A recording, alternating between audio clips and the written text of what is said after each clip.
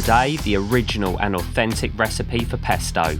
Let's do it. This recipe is really simple and really quick. The only prep we want to do is to finely dice our garlic before it goes into the blender.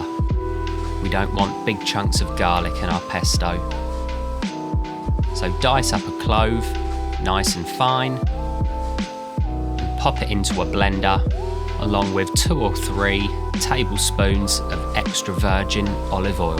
Give this a good blending until the garlic is disintegrated into the oil, and then go in with about a tablespoon or 2 of your pine nuts. Give this about 30 seconds in the blender until they're nicely blitzed up. We do this because we don't want to blend up the basil too much. We want it nice and vibrant and fresh. And now we can start loading up the blender with our lovely bright green fresh basil leaves. Then take your Parmigiano Reggiano cheese and start grating that in. Be pretty generous. We want a good couple of tablespoons. And gently pulse this a few times, but don't overdo it. And make any adjustments that are necessary. Chuck in any more basil that you need. Chuck in a little more parmesan if necessary.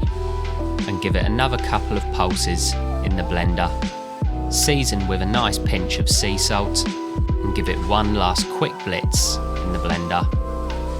We should have a beautiful, vibrant green pesto. We want it to be nice and thick, not too oily, and beautifully balanced and vibrant. So this is the original classic method of making pesto from Genovese.